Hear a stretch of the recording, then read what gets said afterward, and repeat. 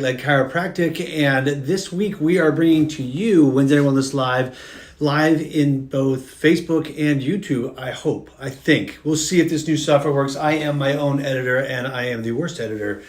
So we'll see how well it goes. But I hope you're excited for tonight, because I am excited for tonight. We are talking about peanut butter. And I think I'm backwards here, but this is Jif peanut butter, not Fidge peanut butter.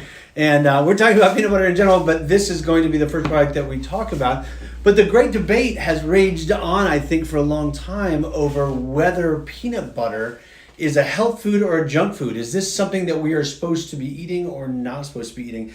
And I love peanut butter. Right? Like I remember being a child, and I mean, in my household, my two brothers and my sister and I, it was all about, you could basically put anything with peanut butter and make a sandwich, right? It can be peanut butter and jelly, peanut butter and marmalade, peanut butter and bananas, peanut butter and bacon. If you've ever had anything weirder than that, you can drop it in the comments, but I know that you can basically put peanut butter with almost anything and come up with a sandwich. Is the peanut butter part of it good for you, I think, is what we're going to try and answer today. So my staff was trying to get me to commit to the jelly portion, but the answer to jelly is no, jelly is not healthy for you. There is no debate there. It is not kind of close to being healthy. It is not a health food, right? Peanut butter might be.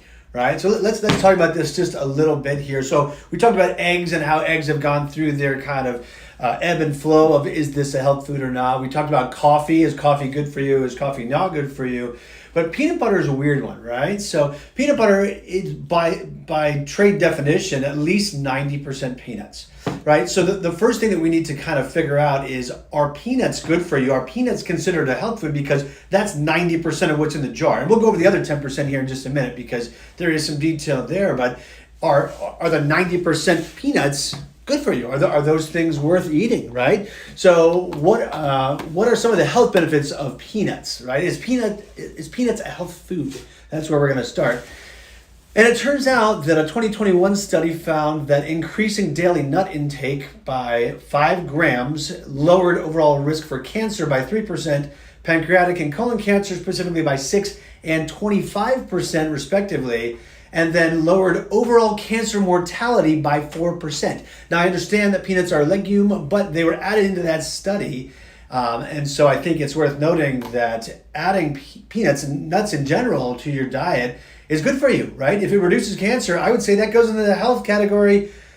Done, right? I mean, that's that. That's good. There's no real downsides to it, with few caveats. If you have a variety of conditions, colitis kind of comes to mind, Crohn's disease, anything that involves your intestines not really getting along well with the protein part of peanuts, that would be bad for you. Obviously, if you have a peanut allergy, you don't want to be eating peanuts. But outside of those and a few other handful of conditions, peanuts are good for you. Okay, so does that confer to the butter part, right? Does peanut butter still retain some of those health benefits when you smash it all together?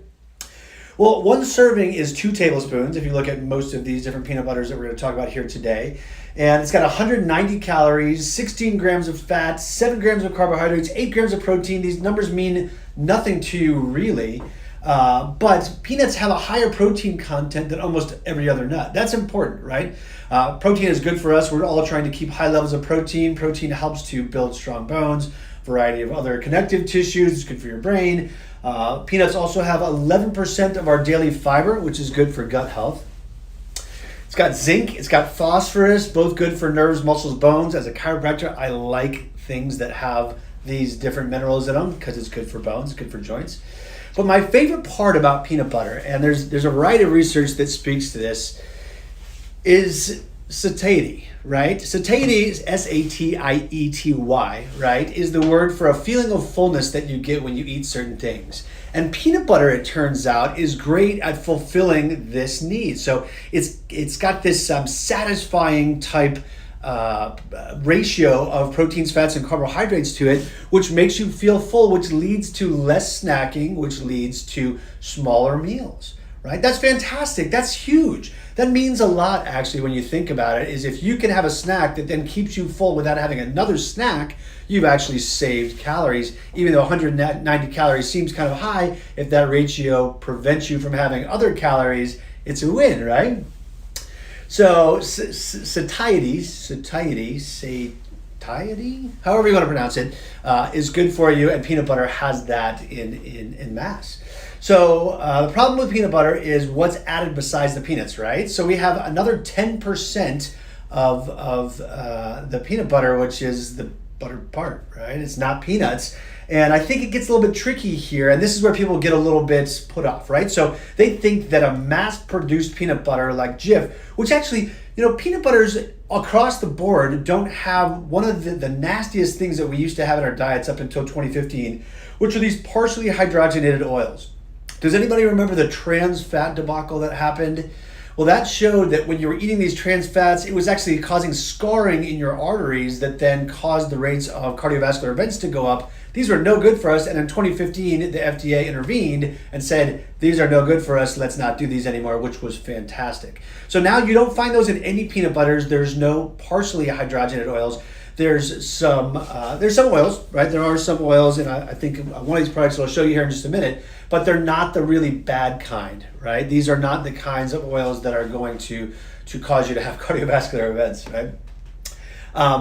Let's see. So unfortunately, what some of these brands have done, and this one is maybe one of the worst culprits for this, is instead of adding extra oils, they have added sugars and some salts. And that's not good, right? We hate seeing added sugars anywhere in our diet, and so you kind of want to stay away from it. How can a health food have some added sugars? But hear me out. The added sugars in this, which I said is the worst of the products that I'm going to show you here this evening, is only 2 grams. 2 grams of added sugars is about 4% of your daily nutritional value for it, versus a can of soda, which has 39 grams of added sugars, right? So this has like 18, 19 times as many added sugars as the Jif snack 2 tablespoons does. So I would argue that the sugars by themselves aren't necessarily terrible. And that was in all of them. I think there was, in some of these other products, these 365 organic peanut butter and peanut butter spread, there was 1 gram of added sugar. In another one, there was 2 grams of added sugar.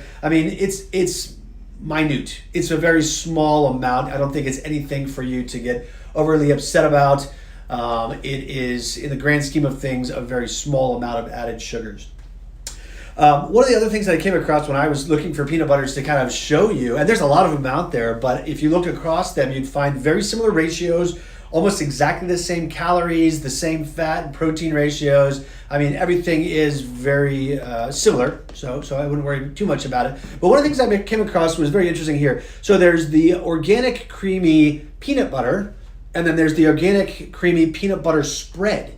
And it was weird to me that the peanut butter spread had some different ratios to it, and they had added palm oil and then sugar and salt to the spread, and it has this separating type quality. I don't know if you can see that there, but it's separating at the top, whereas the peanut butter is not separating at the top. So one of the things that I used to hear about, kind of going through chiropractic school, is you want the kind that separates out. And I don't think that that's true anymore, right? The kind that's separating out could just have extra oils added to it to give you that separation that's happening, and it's not actually it's not less ingredients, it's more ingredients to get the texture that everyone thought that they wanted. So be careful falling for that mistake. If you can find something that is just peanuts, right? That's all you want. That's all it has, like this product. Fantastic. That's what you're looking for. No added sugars, no added oils, just a bunch of smashed up peanuts that then separate naturally. There's a little bit of separation here, but there's no separation to this, and there's maybe too much separation here. You're looking for just peanuts all smashed up. So again, I wanted to go over this real quick because some people get stuck on this. These are obviously from different grocery stores, right? Some from Whole Foods stuff and some Publix stuff. But this jar of Jif was, I think, $2.75 for a similar size of these. So the smaller size of this was $2.75. These were about $4.50 each. There were some other different nut butters that were, $8, $9, $10, $15, $18, just depending on what you're looking for. But I think you can't get much better than just, we took the peanuts, we smashed the peanuts up, we put them into a jar, that's what you got. So I guess my argument is for the one ingredient product versus something that has any additions to it. So anyways, I hope that this has clarified peanut butter. It should not be something scary for you. This should be something that you add to your diet if you have problems with snacking throughout the afternoons. I think that this is a great alternative for you. But don't be afraid of any of these products. Are still good alternatives to something like this, which is going to make you feel terrible. It's going to make you you crash, and it's just not good for you. Anyways, that's all I have for this evening. Again, like I said, this is going live, I think, to YouTube and Facebook all at the same time, but unfortunately, I haven't figured out how to see any comments, questions, concerns, or even who's watching this yet. So bear with me here as I get used to this new system going forward, but I hope that this was informative for you here this evening. And I hope to see you in some of these future Wednesday Night Wellness Lives while I cover different subjects that might be beneficial to you. That's all I have for this evening. I look forward to seeing you next week. Have a great week. Good night.